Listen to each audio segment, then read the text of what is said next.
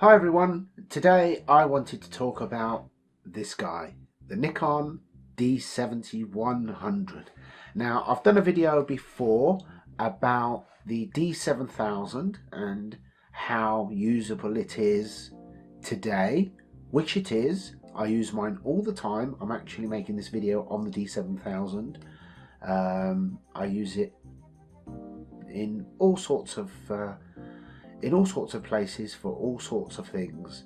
And what I do like about the D7000 is because it's not really an expensive camera, so it's my comfortable to take around camera because I don't tend to worry about it, but I can get images that are every bit as good as I can with anything else, albeit that they're 16 meg instead of 24, but this one is 24. Now, this really image quality is Rolls Royce of APS-C. It's very, very, very good, fantastic image quality from this camera, very good. However, there was one fault with this camera, which is why they had to bring out the 7200, and this is it. When you are on RAW and you're on continuous high, this is what you get. 6 frames and then the buffer slows down. So obviously for some situations, especially sports, that's not good enough. The 7200 is much better. That's fantastic.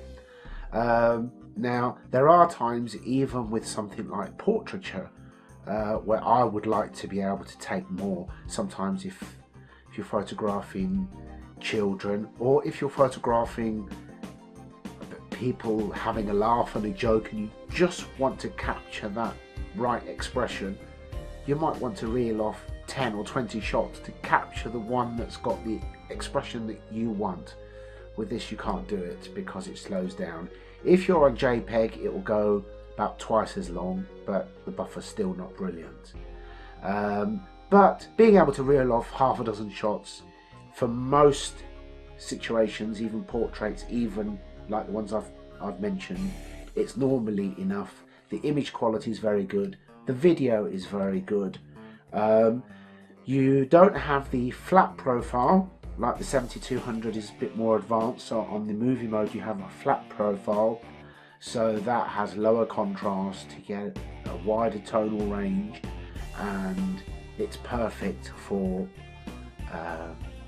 processing afterwards and color grading and so on. But you do have some basic profiles: portrait, monochrome, vivid, and for the main part that's more than good enough.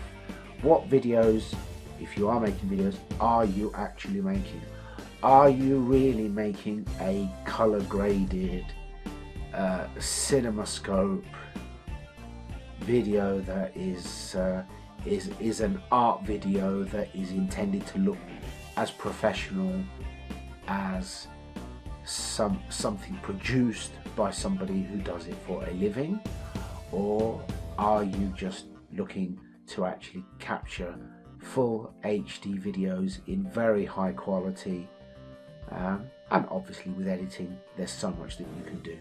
That's a choice you make individually, but this is a fantastic camera. Now the value, now you can get these for less than £300, 250 for a good one.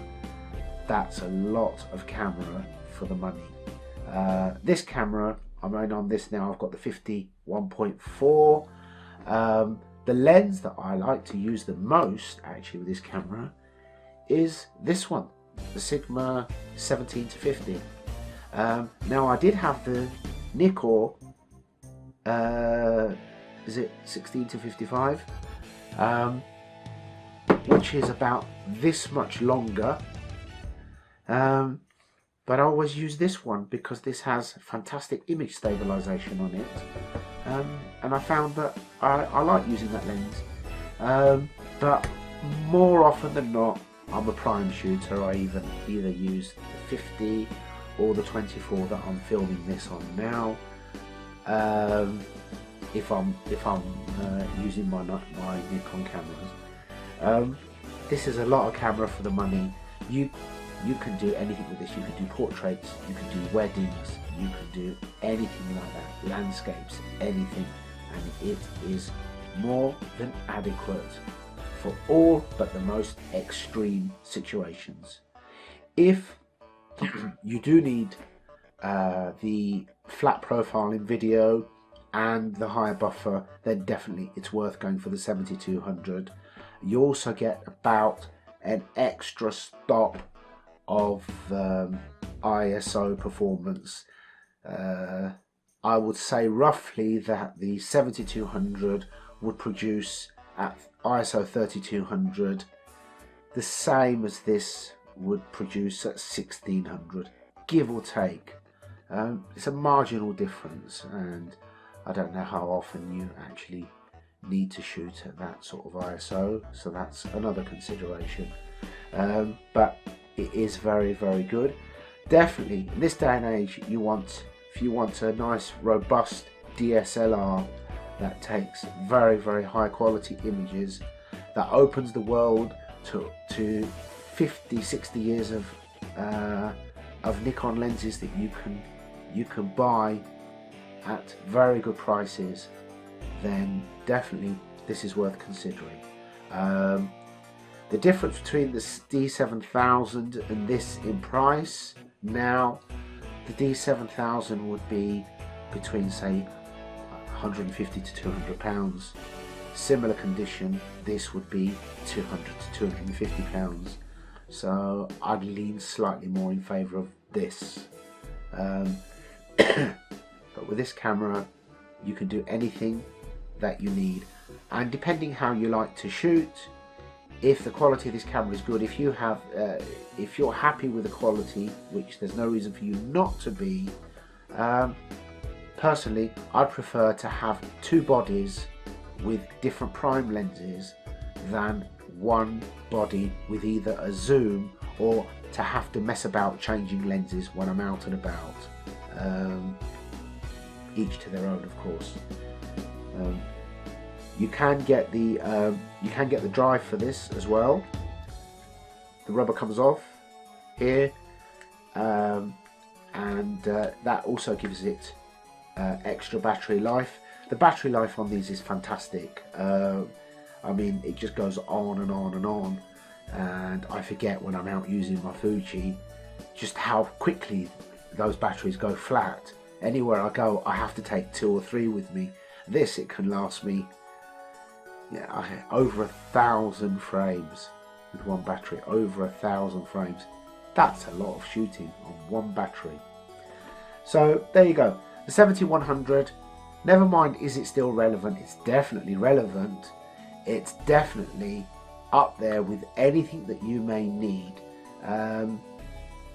The race for an improvement on quality has tapered off now, really. Resolutions are increasing just for the sake of increasing, but now they're getting to the point where they'll just be cumbersome, because any more than 24 megapixels, and you download 1,000 or 2,000 shots if you've been on holiday, and your computer is going to be pleading for mercy, because it's just so much. You just don't need that. 16 is adequate.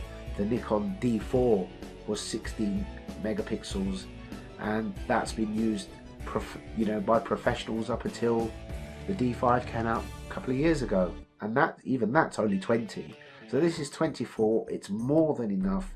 It's very, very good quality, and it is fantastic value. D7100, highly recommended. Bye.